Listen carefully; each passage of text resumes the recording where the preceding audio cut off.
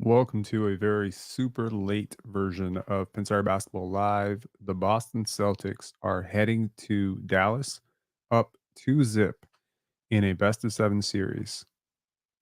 This is not good if you're a Dallas Mavericks fan. And if you're like me and you were thinking that you would get a competitive series, it might be over in a couple of games. Um, it's tough. Let's start with a quote from Tom Brady. The biggest problem I see with a lot of young players today, you guys are making it too much about I and me because of social media, because of branding and all that. It's fine. You're not going to win. A lot of the talk today is going to be about Jayson Tatum struggling. Jayson Tatum followed up a 6 for 16 performance with a 6 for 22 performance. But I think it's worth noting that despite the bait that Jason Kidd threw out, uh, the Boston Celtics did not fall for the bait. Jayson Tatum played the team game, and the Boston Celtics benefited from that. No Boston Celtic benefited from Jayson Tatum playing the right way tonight than more than Jrue Holiday. Jrue Holiday played the game of his life. I'm a lifer Jrue Holiday fan and a huge Jrue Holiday fan going back to Philly. He was one of my favorite rookies way back when. And I've followed his entire career and I've loved every second of that man's career. He plays the right way. He's always played the right way. Many times, many times, I have wanted the Raptors to trade for Jrue Holiday. It never quite worked out. But ultimately, Jrue Holiday played great today. He was the best player on the court. And that is not something that you expect to say, given that by most generous estimates, he's not even a top three player on his own team. There's a lot of stats to break down. We're going to talk about a few things today. This is going to be a cool show. It's a little bit late. I understand that. We got 16 people. I appreciate it coming in at 4 a.m. Appreciate that. Couple things we're going to talk about today.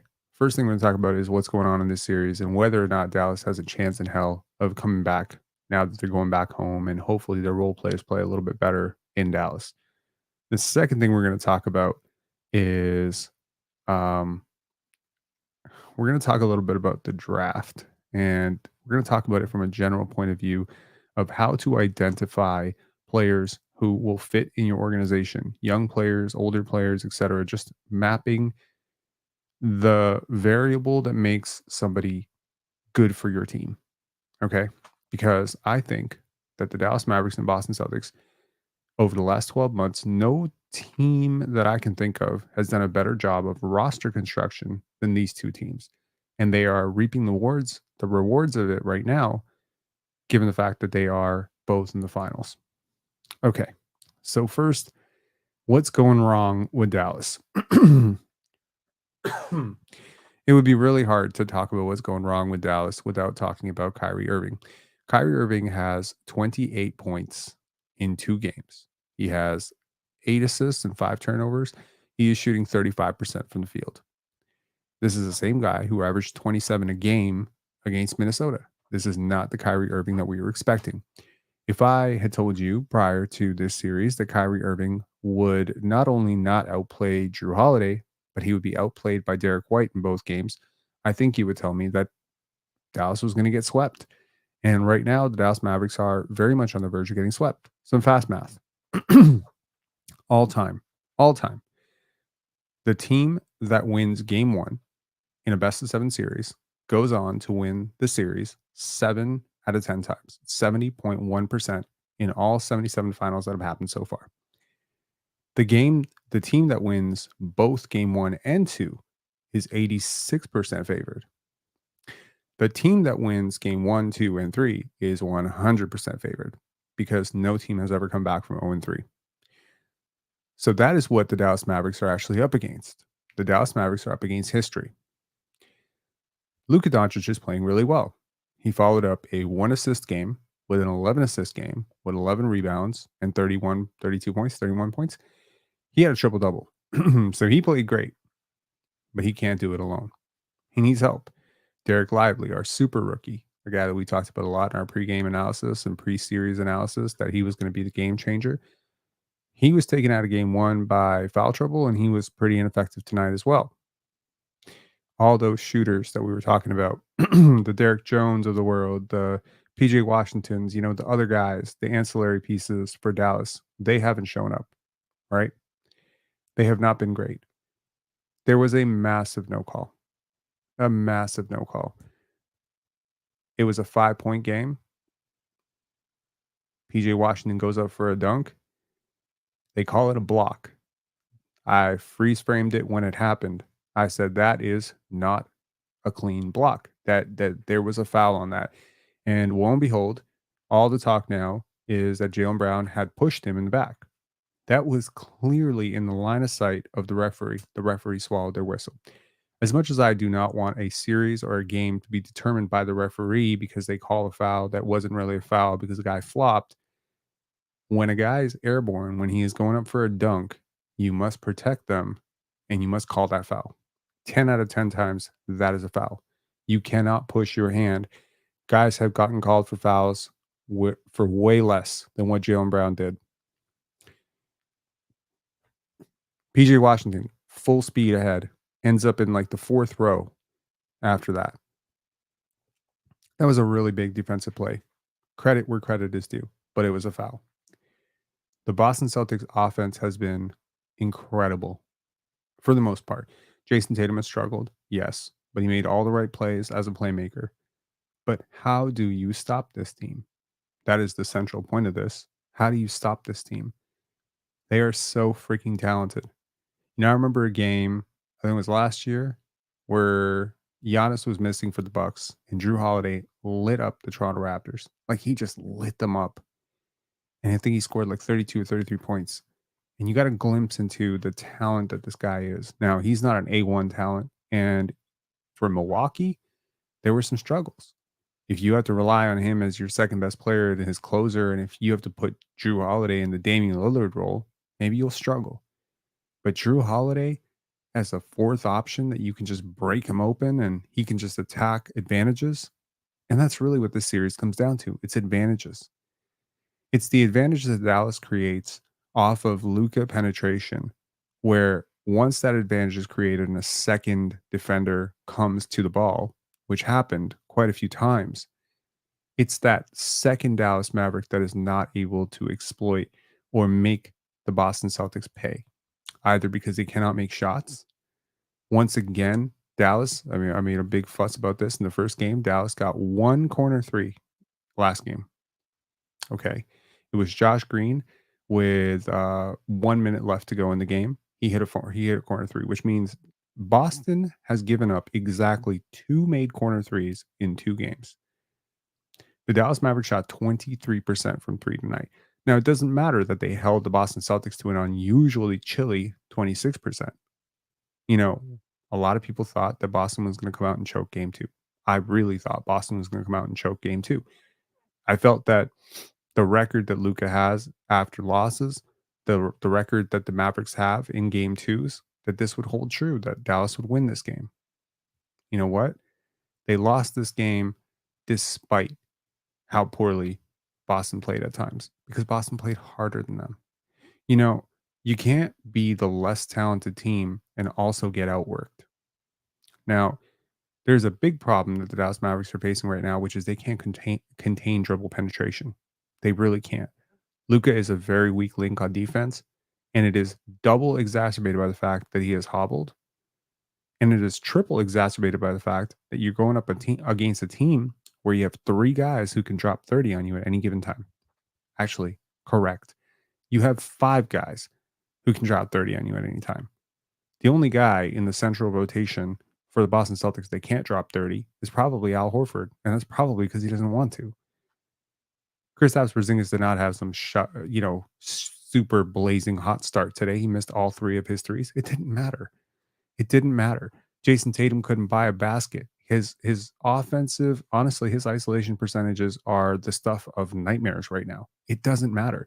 Jaylen Brown has not cracked 25 once in this series. It doesn't matter because the overwhelming advantage here for Boston is they have defenders that can guard Luka straight up. Now, can they guard him straight up like they can stop him, shut up? No, no. There's no defender in the world that can shut off Luka Doncic. What they can do, however, is they can very much control where he goes on the floor. and they can very carefully and very expertly send a double team, and the Dallas Mavericks cannot make them pay. On the other end, you have cross match galore everywhere. You have issues everywhere. If Luka gets stuck on Jayson Tatum, it's a mismatch. If Luka gets stuck on Jaylen Brown, it's a mismatch. If Luka gets stuck on Al Horford, potentially that's a mismatch. If Daniel Gafford gets cross matched onto Jrue Holiday, that's a mismatch. It's a mismatch everywhere. And on the other end, you have no mismatches. None. Jrue Holiday and Dereck White are really exceptional guard defenders, even when they're cross matched onto a big. Jrue Holiday is playing in the dunker spot today. He might as well have been their center tonight. Do I think Dallas has a chance? Of course, I think Dallas has a chance. Of course, I think Dallas has a chance. I don't think that their role player is going to continue playing this badly. I really don't.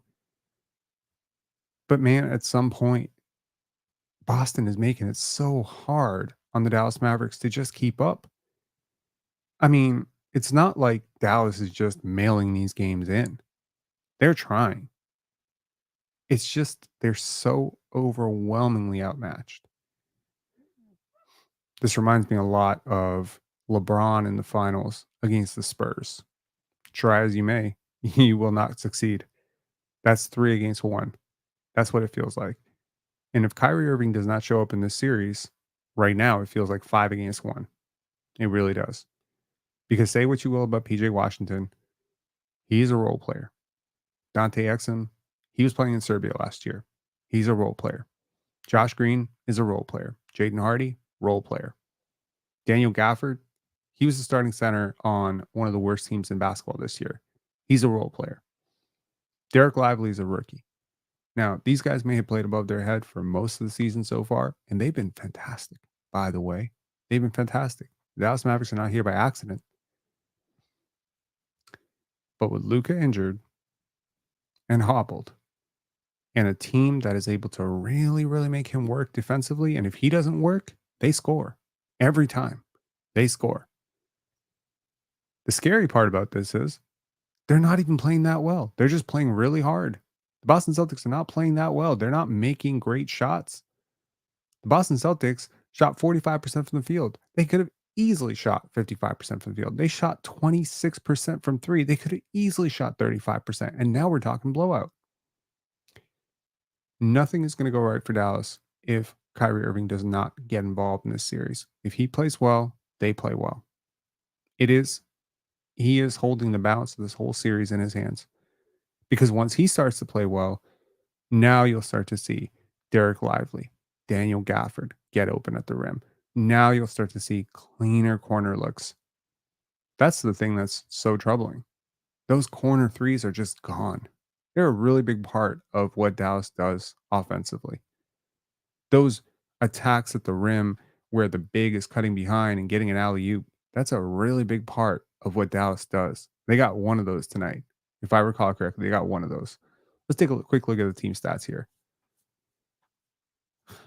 So, I mean, you get out assisted, you can get out stolen, you get out blocked, you lose the turnover margin, you lose the fast breaks, you know, you win the points in the paint battle. Congratulations, you know, but 14 points, 14 points, and they took that lead in the fourth quarter. And how did they take it? Well, it's PJ Washington in over his head, getting trapped, throwing the ball back to Luka, right? At the half court line, he throws the ball back to Luka. Luka realizes there's 17 seconds on the clock. Luka tries to throw a pass. It gets tipped by Jrue Holiday, falls in the hands of Dereck Lively. Who ends up with the ball? Jrue Holiday, wide open three. Boom, hits it. You go down the other end. I believe someone misses. You come down another end, and boom, Dereck White hits a three. You go 9 points with you having the ball to 15 points and having to call a timeout. Or like, was it 15 points? I apologize. 14 points. 14 points and you have to call a timeout. So it's 8 points. 8 points, 8-point lead, and you're cracking it down with 4 minutes to go, turns to 14 points, and you don't come back. And even then, you stage an 8-0 run, and then the no call. That would have made it a one possession game. Dallas is trying, man. They just don't have legs because Luka is hobbled and he is playing more minutes than he can, right? I mean, they're trying. They're trying. But at one point, we went an entire third quarter, the whole third quarter. He scored or assisted on every single field goal that they made in the fourth quarter. Go back and check. They did not score a single basket without him. You're over reliant on it, right? And he has 32 points, 11 assists, 11 rebounds. No one's going to say Jack, right? He had 4 steals tonight. He also had 8 turnovers, right? And those 8 turnovers are being created by the intense ball pressure that the Dallas Mavericks are facing. And he is having to do a lot. And the more you have the basketball, I mean, I remember there was one play where, it was like a bit of a backdoor cut by Luka where it was like, okay, finally something off the ball for Luka, something easy. But everything's so hard. I mean, this guy is grabbing at his shorts. He's one of the best athletes in the world, despite what his vertical jumper, standing reach might say. He's one of the best athletes in the world. You rarely ever see Luka getting so exhausted. But that's primarily because he usually has a chance to rest on defense. The Boston Celtics are not giving them that chance.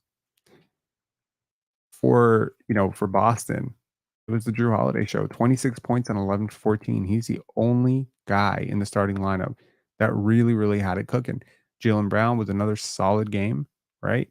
21 points, 4 rebounds, 7 assists. He had great defense, but he had 6 turnovers tonight. 6 turnovers. So really, there was like one guy who really had it going. I mean, everyone had a whole-ish game, right? Jayson Tatum, yeah, sure, he had 12 assists and 18 points, and, he switched on to a center, and he was 1 rebound shy of his own triple-double in 45 minutes. He played good defense tonight, but he was 6 for 22, right? Sam Hauser, 0 for 5, right? Kristaps Porzingis, not the superstar unicorn version of KP we saw in game 1. Peyton Pritchard, nothing bigger than that three-pointer. He hit one against Indiana. He hit one tonight against he won against tonight against Dallas as well. So here's the thing. It's that simple. Dallas needs to find easier opportunities for Luka. They need to get some pressure off of him. And that is not going to happen unless their role players start stepping up. And that is not going to happen unless Kyrie Irving makes this what it was billed to be, which is the best backcourt, the best offensive backcourt in NBA history. They don't look like the best offensive backcourt right now. Because by my estimations, Kyrie Irving has not been a top 5 player in this series so far. He hasn't been a top 6 player in this series so far. He hasn't even been a top 7 player in this series so far. And that is not a formula for success. Okay, let's go listen to Luka Doncic. And we'll also take a little listen to Jayson Tatum, Jaylen Brown, and Kyrie Irving. So give you guys about 20 minutes of video for that. And then we will talk about draft. If you're a Toronto Raptor fan who's tuning into this, or whether you're a fan of some other team who's tuning into this, I think this will be relevant. Was thinking a lot about this yesterday. I was just generally thinking about that. Also, a quick little intro plug, whatever. This video is not sponsored, so I just wanna get this out of the way here. Um, as I mentioned, I've been doing some work to get the pod up to the next level. New equipment, new stuff like that.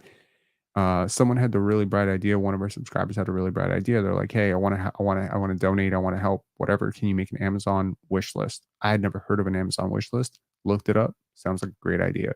So we're gonna add that to our next video. Maybe not this one, but the next video we do tomorrow, we'll add the Amazon wish list thing. If you feel like getting something from that for this channel, by all means, I'm open to it.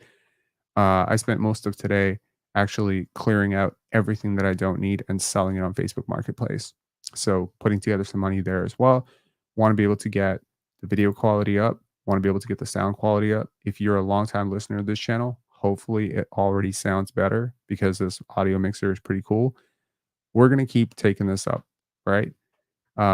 Fizzy saying 4 a.m. streams. I'm here for it. Love it, man. All right. Hopefully you haven't already watched these. All right. Off to Luka. How are you feeling physically throughout this game, especially going into the fourth quarter? I mean, yeah, actually it was. But, I always want to play. So we did all day. We did a lot of things to get ready for the game.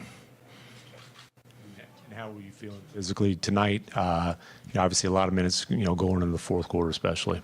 Good. I was okay. Second row. Luka, it looked like you had an interaction with this Celtics owner. Did he do something or say something that you thought was over the line? I'm sorry, I don't know who's the Celtics owner. Was there somebody in the first row that you were having an exchange with that was the Celtics owner? No. Mike. Luka. Mike Curtis, the Dallas Morning News. In a game where the Celtics shot 26% from three, Jayson Tatum didn't have a necessarily good offensive outing. Does it feel like a missed opportunity that you guys weren't able to capitalize in a game like this? Every game we lose, it's a missed opportunity for us.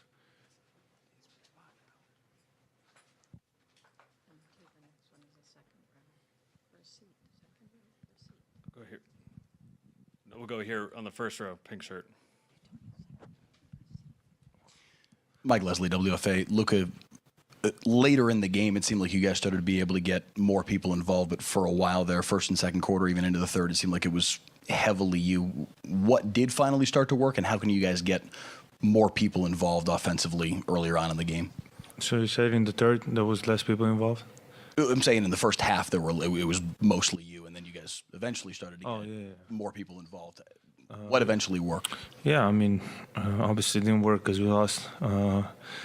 But, at the end of the day, we got to make some more shots. I think my turnovers and my missed free throws cost us a game. So I got to do way better in those two categories. But at the end of the day, we got to make shots to win the game. Not enough. We beat ourselves a little bit tonight just on our turnovers and just some of our defensive rotations. They got a lot of opportunities, second chance opportunities where they got an opportunity to go into fast break and just create just mismatches in transition. So look at some of the positives for sure where we won the first and fourth, but at the end of the day, we got to win all four quarters if we want a great chance against this team. And we got to make sure that we create enough separation where we can play comfortably too and freely. So we had a good pulse about the game, I believe, going up until halftime. And then afterwards, they did what other great teams do. Where they put their foot on the gas pedal, started pushing a little bit more, penetrating down the lane a little bit more, and creating some opportunities at the free throw line. So, and they converted them tonight, 19 for 20. So you got to give them credit. They definitely picked up their defensive pressure, but I feel like we got some great looks as well. So this is definitely a great test for us. They did what they had to do. They won both games at home. Now it's our job to go home and win both games at home. Front row, Valencia. Valencia King, Real Talk Sports out of Dallas. Thank you for your time, Kyrie. Home court advantage is something that gets talked about a lot, especially from a media standpoint. As a player, is that something that you guys can lean into as the series shifts back to Dallas? Yeah, you want to take advantage of playing in front of your home crowd, feeling confident and being able to play in a familiar place. And like I said, they handled what they were supposed to do first two games, and now it's our job to go home and handle our business. But you got to give them credit. They kept competing. We kept competing. We just got to stay together in some of the tough times throughout the game where it could be a 4-point lead on them or a 4-point lead that we have. We just got to keep competing, and I think we'll be in a better place. But Hey there, Jalen. Nick Alley, Field Level Media. I asked you yesterday about Thursday's crowd. You challenged them again for tonight. Just want to get your thoughts on how they did. I thought it was great. In moments where we gained some momentum, that helped us get over the hump. So tonight we came out. We didn't shoot the ball well. We was a little flat, but I feel like the crowd helped us stay in the game. On your right, second row. Jalen, you see Jrue have a performance like this where he gets his buckets basically just playing off of you guys. He came in here and said the chemistry between the team and him was pretty natural from the start, and he credited you and the rest of his teammates for that. How have you seen Jrue grow into what is a new role for him this season and then be able to have a game like this in the finals? Jrue has been an example of just excellence. Since he's been here, his role has been different from what it was the last few years on Milwaukee. and he's been able to adapt. You know, not a lot of players, not a lot of guys can do that, be versatile, play different roles and different styles and still have an effect on the game. And Jrue, you know, he just came in. He wasn't on the ball as much, still guarded at a high level, but became the corner three-point specialist. And, you know, that's just a testament to his greatness. And tonight, they wanted to emphasize loading up, making us make the right reads over and over again. And Jrue had a lot of opportunities tonight, and he took advantage. And he's just a hell of a player, hell of a person, great teammate. And, you know, I credit the victory to him tonight. He played well. Made it pretty apparent you were going to try to move the ball as much as possible. So what did you think of his attempt to try to do that, and how do you feel like you guys responded on the court? I think we responded really well. You know, they're not the way their defense is set up and how much they're loading up and converging at the rim. You know, it just puts us in positions to attack and find the easy kick-out reads and just to keep you know, the ball popping and things like that, so we can get good to great shots on each and every possession. On your right, Jake, third row. Jayson, were those reads something that you went into tonight anticipating, a little bit premeditated, or did you get out there and see it and then make a kind of conscious switch flip in your head that I'm going to be spraying the ball tonight? I mean, every time I take a couple dribbles, it's like three people right there. So, you know, we got a bunch of shooters on our team and guys that can space the floor.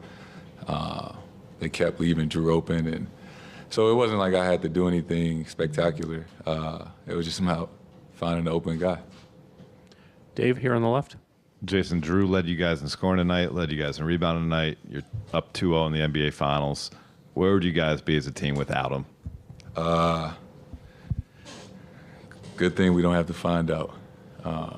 You know, we're very, very fortunate to have him, and you know, he was excellent tonight.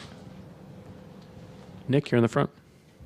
Hey there, Jayson. Nick Galley, Field Level Media. Building off of that, when you guys got Jrue this offseason, I heard a lot from Milwaukee fans. The one gripe about him was the defense is always there, offense is there in the regular season, tends to fade in the playoffs. Did you guys expect to get this offensive production from him at this point in the season? Yeah, and you guys are smart enough to know the way our team is set up. Like, we have so many talented guys on both ends of the floor that it could be a number of guys on a given night. You know, we have a really talented team, and, you know, that's how we win games. Standing in the back left. Andrew Callahan, Boston Herald. Jayson, how much did you feel them adjust at either end tonight from game one? Yeah, the way they started the game, right, they were playing faster. You know, you could tell that they wanted to shoot more threes. Neither team really shot the ball well from the three, but you could tell that was part of their plan, just to play faster and you know, shoot more threes and crash the glass a lot more as well. Any other questions? Chris, right over here. How does it affect your mindset in knowing that you have all those weapons, you know, in a game like this where you're getting blitzed, you're seeing guys come at you? Like, how does it affect you knowing that you don't have to, quote unquote, be the guy? I mean, there's different ways, I guess, to phrase that. You know, it's not all about scoring. You know, I can be the guy by, you know, rebounding and getting assists and drawing attention, right? You know, when I have the ball in certain spots, right, I draw so much attention. I'm not always going to be the guy to get the shot, but, you know, sometimes sacrificing being in those spots to make the play that we get the best shot possible, knowing that, you know, what they want to take away in their schemes and things like that. So, you know, being the guy in different ways. Maybe you don't score all the points, but you do all the things to, you know, put you guys in the best position to win. You know, that that was answered exactly the way Scotty Barnes would have answered that question. It's really ironic that Jayson Tatum and Scotty Barnes have been connected so much in terms of comparisons, the second year slump, the third year ascent, all star, etc. The shaky jumper, all of these things, the early success. So here's the thing. Um, I think that Jayson Tatum is doing the right thing. And I think the only wrong thing that he would do here is to go out and try to prove to a bunch of people that are not a part of the Boston Celtics organization, they're not part of this locker room, that he is the man, that he can do it the way somebody else did it. No, I mean, look, he's guarded point guards and centers. There aren't a lot of players who can do that. Not just because Kendrick Perkins or, Stephen A. Smith or, one of these guys, one of these people that pretend to, know the game of basketball. Just because these people say that that's not as effective as hitting a bunch of turnaround twos or pull up threes from the logo, just because it's not as sexy for your brand, it doesn't mean that that's not winning basketball. That's why I so very vehemently promote this idea of Tim Duncan and Bill Russell being included in that top 5, top 6 all-time great list, because it can't just all be about the numbers. It can't all just be about the Kobe and Michael version of greatness. That is greatness in its own right, but that's not the only version of greatness. There is the Magic Johnson version of greatness where he can impact the game with, you know, 8 points, 12 points, 14 points, where Kareem has 40. There's a different version of greatness. There's a version of greatness in which you sacrifice your touches, like a guy like Kyle Lowry. Kyle Lowry was infamous or famous for being the type of guy who could be the best player on the court and have 6 points at the end of the night, but he was going to hit the big 6 ones, right? Winning starts with players buying into the fact that there are other ways to be successful than scoring basketball. Winning also starts with a roadmap to winning. This is going to veer personal, but it's also going to be instrumental in demonstrating the larger philosophy of how to identify winners in the NBA draft. So let's talk about that as a second part of this show, and hopefully we wrap this whole thing up in about 45 minutes. I hope that this has been a lot less rambling and a lot less coherent. As a little sidebar, there's a particular channel out there that I was a little bit critical of a couple of days ago. I've been trying to keep my beef with other content creators to a damn near minimum this year because I think it's a little bit tacky. But there was this one content creator, I'm not going to name the name, and he was very upset at how much ad time the NBA Finals had put into their ad segment and the halftime segment. They were just like, he was just like, this is a disgrace. And then he played this 3-minute clip of Charles Barkley being upset about it. And it kind of hit me. This was a 13-minute video where this guy basically was pissed off about something that could have been summed up in 2 sentences. And then he played a clip of Charles Barkley repeating himself for 3 minutes. And I got 4 ad breaks and a sponsorship promotion in there. So I was like, man, I understand that sometimes these videos are going to be long, but man, they got to be substantial. You can't be repeating yourself. You can't be all rambly with your thoughts. You can't be dancing around. So I'm going to try to be a lot more structured, right? Crip saying they had to pay they had to pay 76 billion. They're going to play ads. Yeah, for sure. Yeah, for sure. And yeah, I totally agree. We may not like ads, but they are how these people pay the bills. All right. Okay.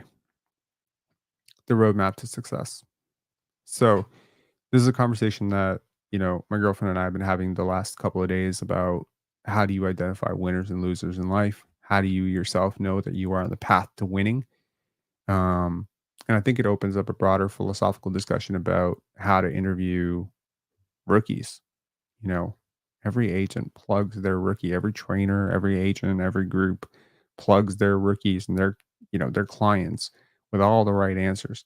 This is what you say when they ask you what player you see yourself being. This is what you say if they tell you, do you want a 2-way contract? This is what you say if they ask you why you love basketball. Everyone has the scripted answers, but does anyone have the script? One of the things that always endeared me to Scotty Barnes. And this is going way back to when he was like 15, 16 years old. And something that just really plugged in with me that this kid is going to be great was he had this vision of himself. It involved winning the right way. It involved him being a major part of that winning. And you saw it right away. When he was a rookie and he went up against Kevin Durant or LeBron James, he didn't look scared in those moments. He was like a tiger cub chasing down a gazelle, right? A tiger cub cannot catch a gazelle, but damn it, the instincts are there to try. The tiger cub does not eat grass in the face of a gazelle. It tries to chase, right? I don't know if that's true, by the way. Just an FYI. I am not an expert on animals, and I am not an expert on National Geographic. But what I'm trying to say is that people are who they are. That the blueprint of a tiger is imprinted in its DNA. It is what it is, to say.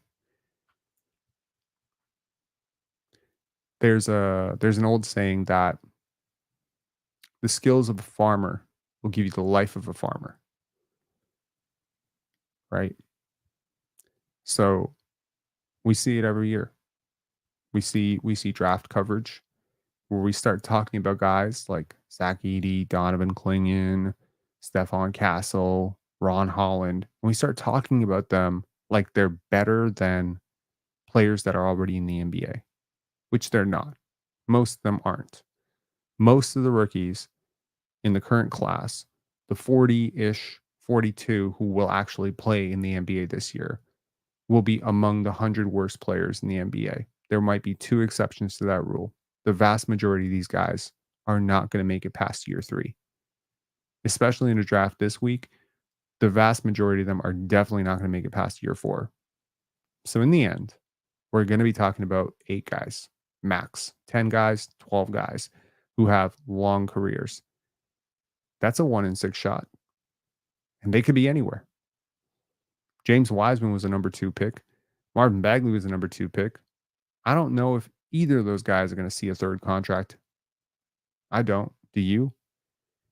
So what is it?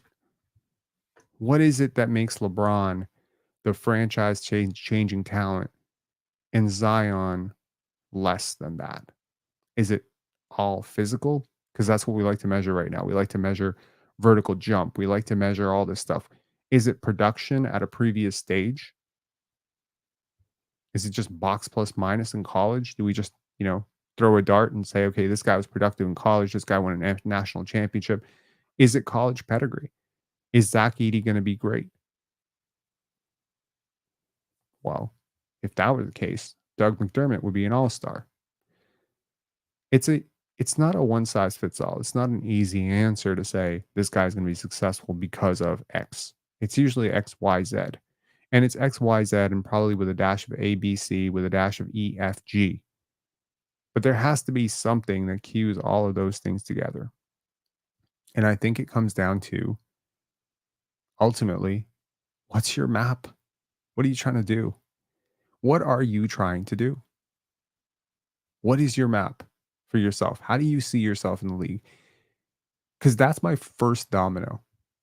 Because if you see yourself as a 3-year pro who's going to make enough money to just retire and then is just going to fuck off and isn't going to do the work necessary to make your next contract, it doesn't matter how talented you are. You're not going to exceed that because your vision is skewed to the very little. Talk about Talent Code, a book, about seeing greatness and how greatness, tends to grow in pockets. Sure. We'll talk about talent maps. Talk about roadmaps to success, right?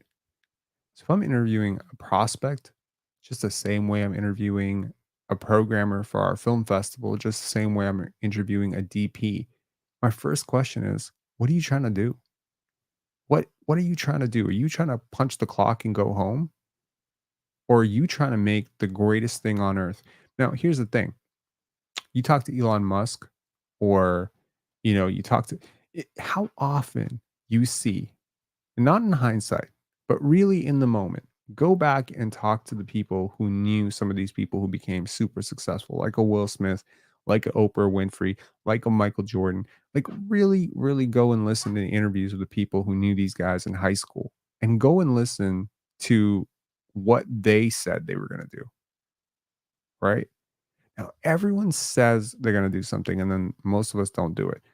But really listen to how much they believe what they're saying. That matters too. I can say I'm gonna walk on the moon, but I don't believe it.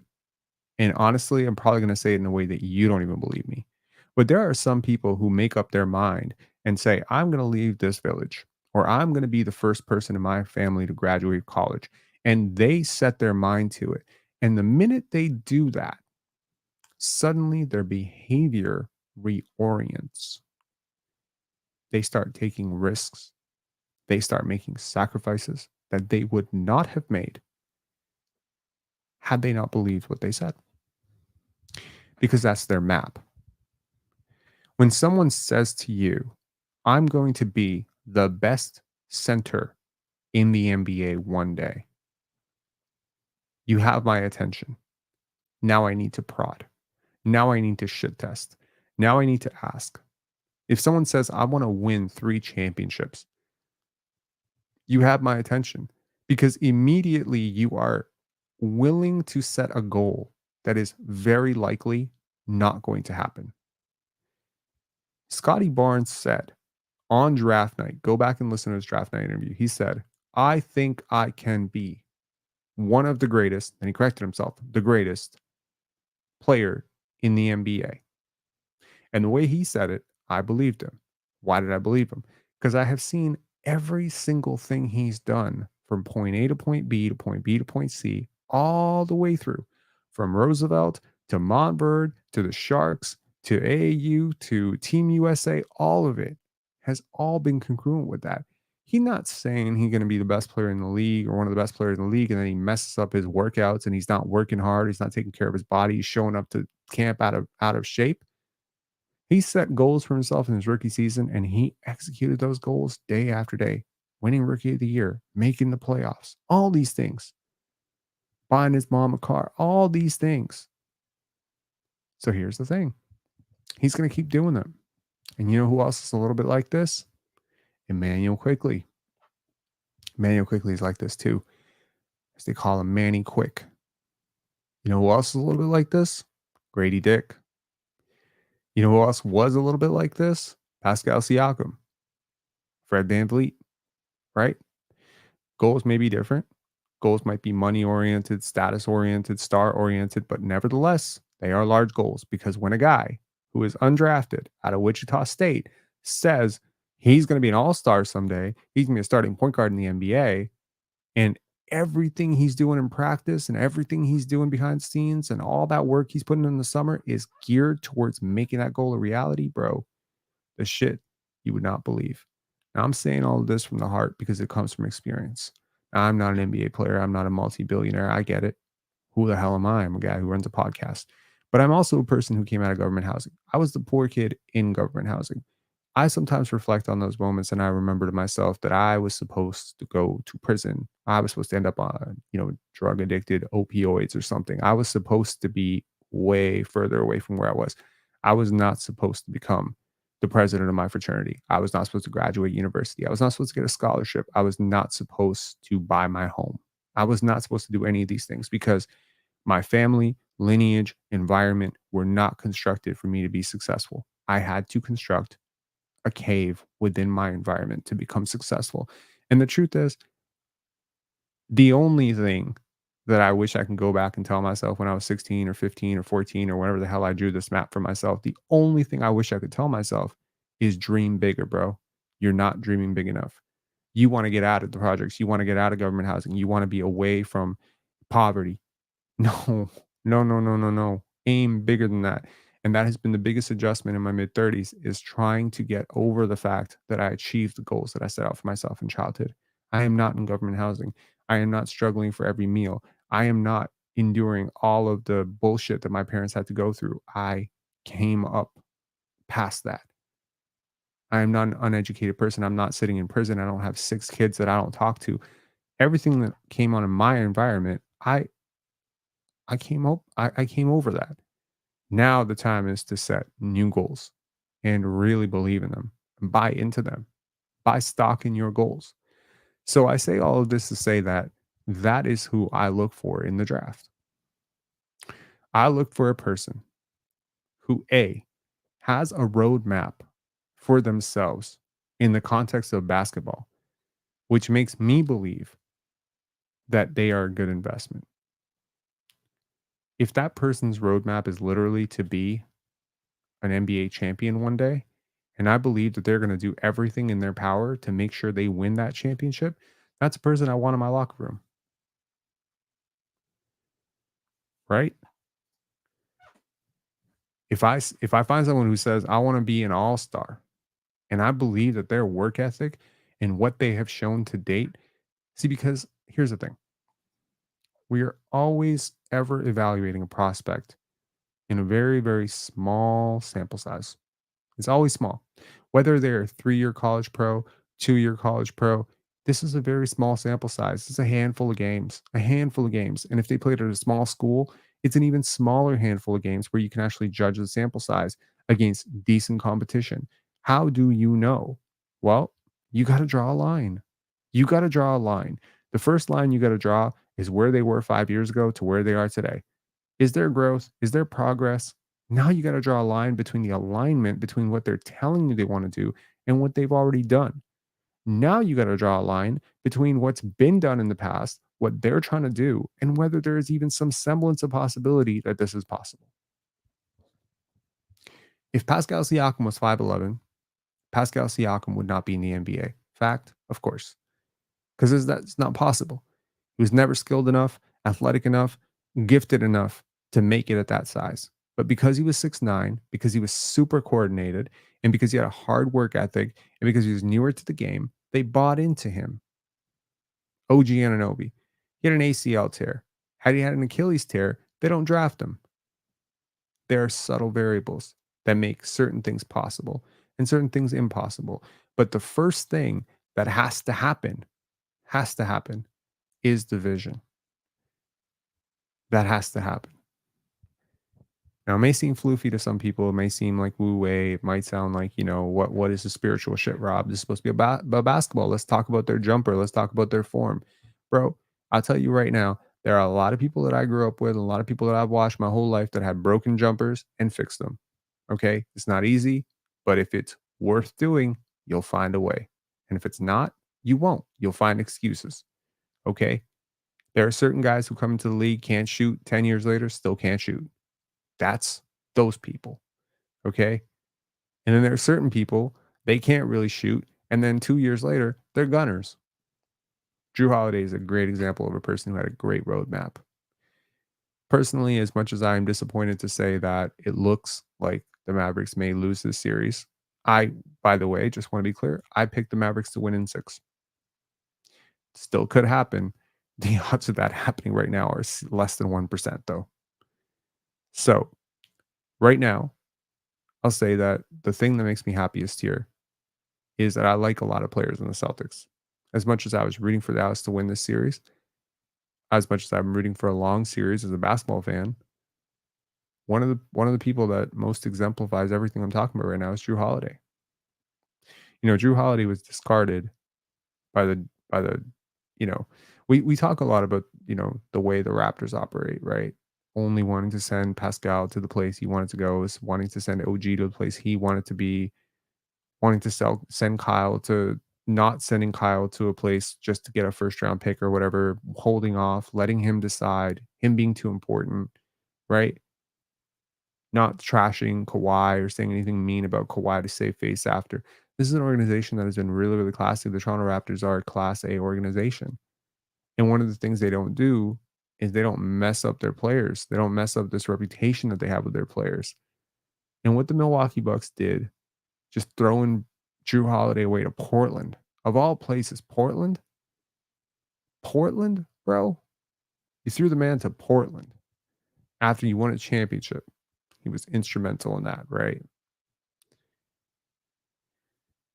This is the greatest redemption arc ever. Because not only does he end up in your conference, he ends up probably on his way to win a championship in his first year. And he becomes a problem the next year. Good luck, Milwaukee, getting through this Boston team. And if next year somehow Boston ends up facing Milwaukee in the first round or second round, that will be fireworks too. Because I guarantee you at that point, whatever you're seeing, Jrue Holiday do to Kyrie Irving, he's going to do 10 times worse to Damian Lillard. Okay. It'll be personal at that point. So there's a vindication arc here for Jrue Holiday, the ultimate good guy in the NBA, the ultimate team guy in the NBA, the ultimate, if I had a kid, that's the player I'm telling them to watch above almost any other player in the league. Plays two-way, plays the right way, buys in, does whatever is necessary to win a basketball game. Most talented guy? No. One of the best players in the NBA? Hell yes. He has been one of the best players in the NBA for years now. And it'll be nice to see him get his due because he will be the two-time champion. Al Horford would win his first. Jayson Tatum, Jaylen Brown will win their first, right? Dereck White, he'll be winning his first. But wait, Dereck White wasn't around 2014 when the Spurs won their last one. But Jrue Holiday he'd be winning his second. And honestly, he might be the biggest reason why they're going to win this. Because what he's done to Kyrie is incredible. Now, to end this off, to tie this all up into a neat little bow, right? And by the way, Lions production here. Rob, did you see the article's comments about wanting the Raptors to rebuild to be 2-3 years instead of 4 or 5 years? Yeah, I hear all that. Look, man, I don't trust anything that these guys say necessarily. I read the interview in Serbian. That's not exactly, in my opinion, what was said. What was more or less said. I mean, there's still some talk about immediacy of draft picks and wanting to find guys who can contribute right away, etc. Like I don't have a doubt that the Raptors could be bad next year. I don't expect them to be bad, but if they start shutting down guys and don't play any defense and maybe trade away Jakob Poeltl, they could be phenomenally bad. There's a lot of draft talent in the 2025 draft. There's an even bigger talent, in my opinion, in the 2026 draft. Would I be super upset if the Raptors rebuilt for 2 years? No, I wouldn't. I was the person asking for this the whole damn time last year when I was complaining. Yeah, it was for this. I wanted to tear down. That being said, I just think Scotty Barnes is too good for you to be bad for a very long time. He's just too good. And he's getting better. He's getting much better. Okay. A lot of work that he's putting in this summer it's not to be a 20-win team next year. And the Raptors, again, as I mentioned, they are an organization that is not going to ask their players to lose. They're not going to do that thing. As much as you may want them to, they're not going to do that thing. And I know it. I know it intuitively. They may pull the plug on the season if it's going downhill at the midway point. They might but at that point, it'll be the players and the management that come together with the coaches and they all decide collectively as an organization, okay, let's tank for Cooper Flag or let's tank for Ace Bailey. But they are not coming to preseason and saying this is going to be a 10-win season. Nope. They're not Washington. Okay. They're never going to do that. All right. James saying Holiday is Boston's Lowry. This yeah, sure. I think Dereck White is probably just as much, like that as well. I mean, it's worth saying, they are really one of the top 5 backcourts in the NBA. Jrue Holiday and Dereck White are incredible. I'll leave you off with a little, as I mentioned, tying of the bow. The Boston Celtics all time are 43-1 in 7-game series after leading 2-0. 43-1. Think about the rich history of the Boston Celtics. 43-1. We're talking Bird. We're talking McHale. We're talking a lot of great Celtics, man. We're talking Paul Pierce, Kevin Garnett. We're talking Bill Russell. Okay. 43-1. There's exactly one loss. One loss. 2018. Jayson Tatum's rookie season. They go up 2-0 against LeBron's Cavaliers. They end up losing that series in 7. So there's some precedence here. I understand. Totally different team. Totally different team. Jayson Tatum's not a rookie anymore. Jaylen Brown's not a second-year player anymore. But 3 of the 5 players that currently start for the Boston Celtics also started for that team. And that was Jayson Tatum, Jaylen Brown, and Al Horford. They were all there. Flanked by Terry Rozier and I believe Marcus Morris Sr., if I'm not mistaken. That was the starting 5 with Marcus Smart coming off the bench. So this is a team that is capable of losing after being up 2-0.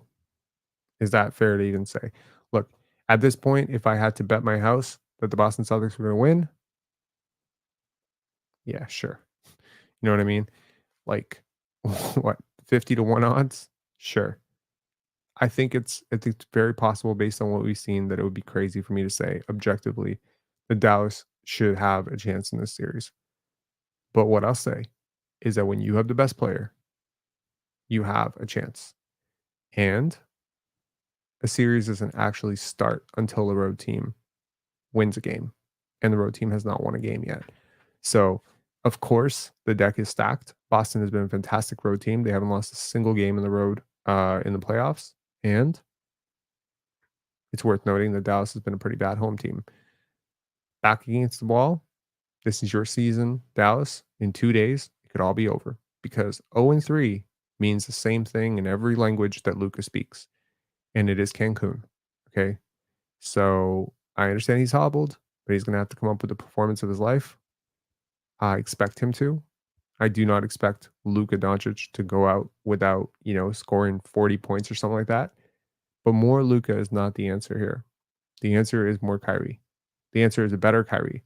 The answer is the role players. The answer is Dereck Lively being who Dereck Lively's been all year for this team. And that will be the pathway to success.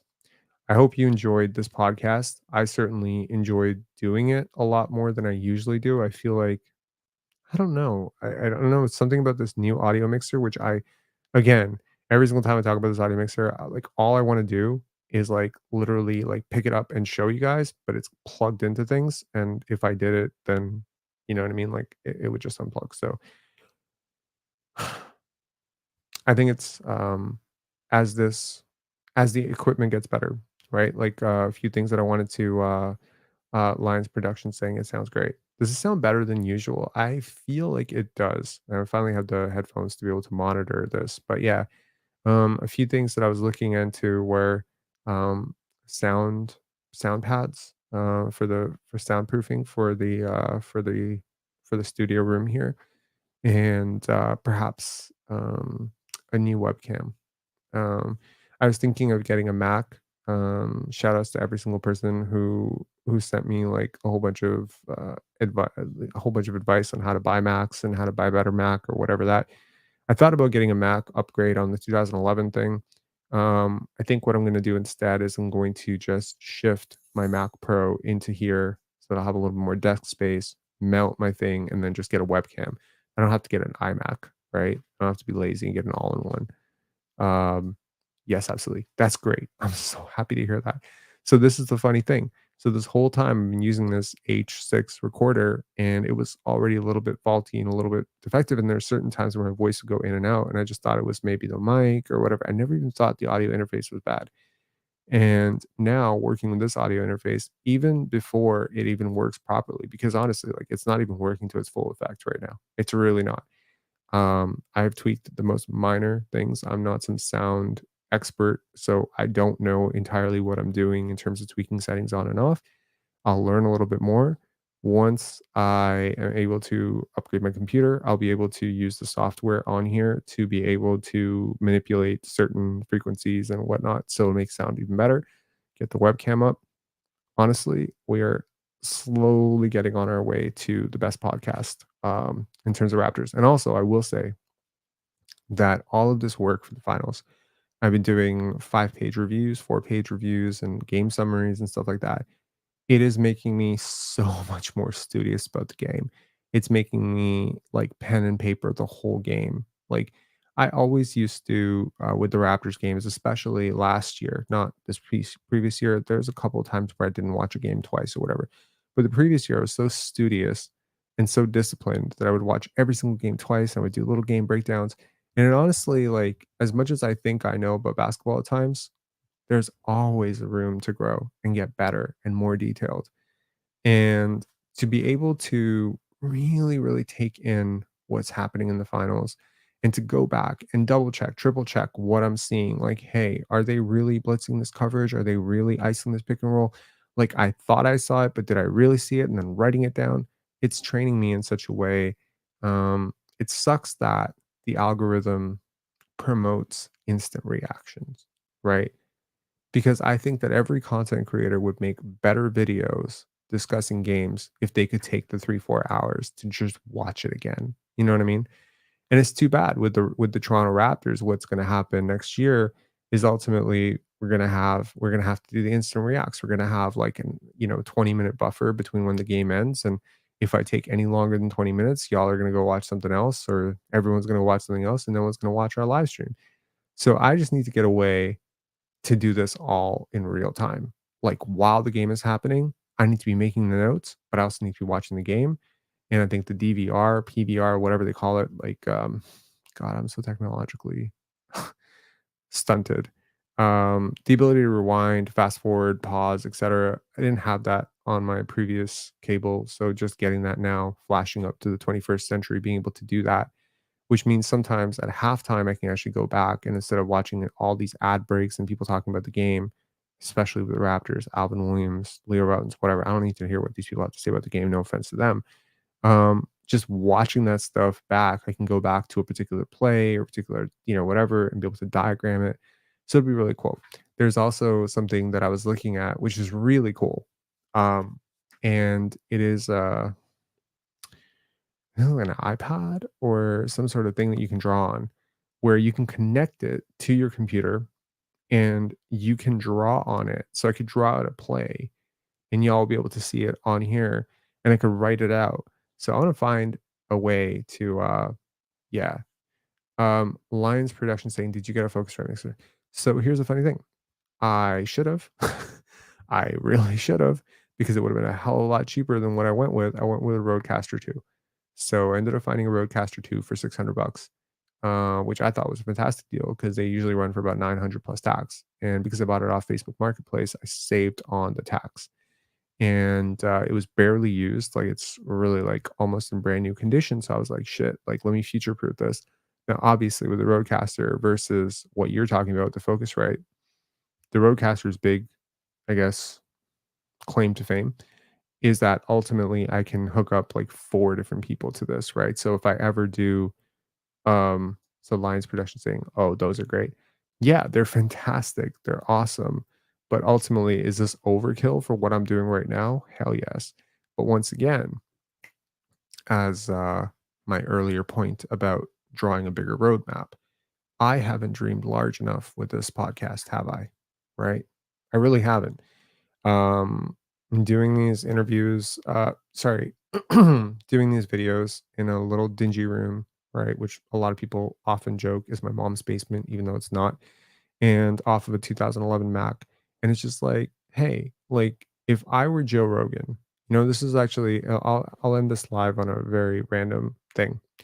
So in 2019, I went through a brain surgery, at which point, prior to the surgery and then following the brain surgery, I got into phenomenal shape. Now, I'm not in great shape right now. I'm not like out of shape completely. Like I could still run, I could still play basketball, but I'm not like ripped. I'm not benching crazy amounts. I'm not in great shape right now. I'm barely go to the gym.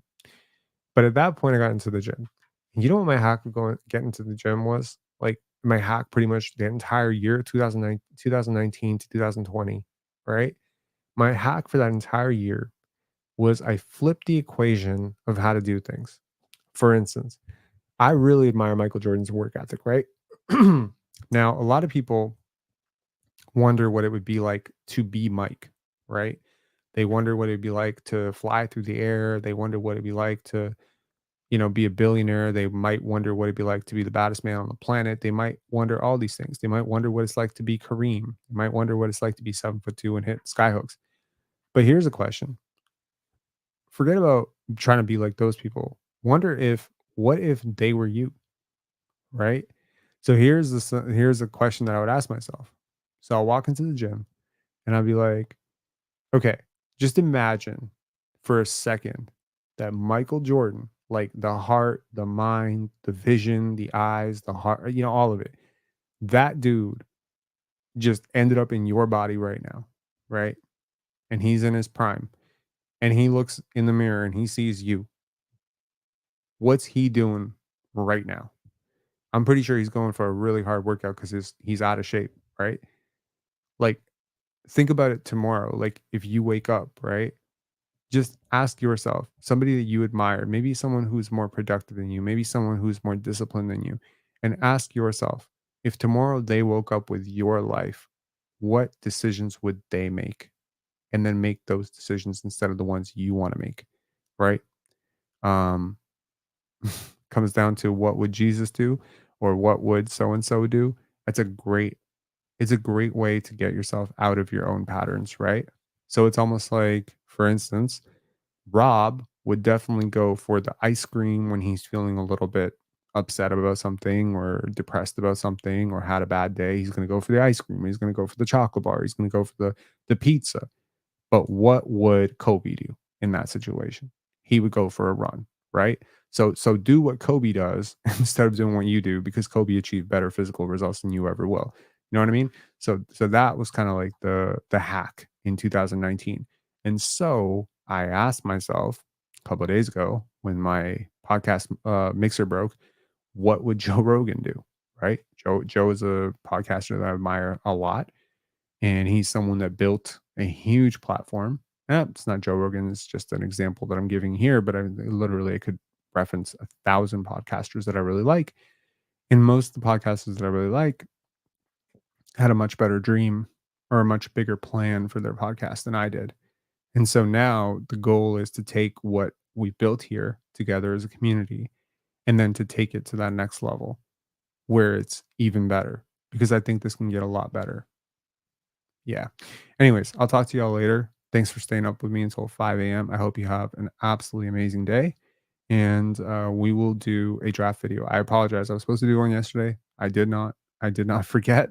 I just didn't do it. I didn't do it because honestly, I should have done it. It's a kind of like feels like I broke a promise there. Um, I was basically taking out everything from every drawer, trying to see what I can sell, taking out like I'm trying to sell tools, I'm trying to sell aquariums, bro. I'm selling a painting.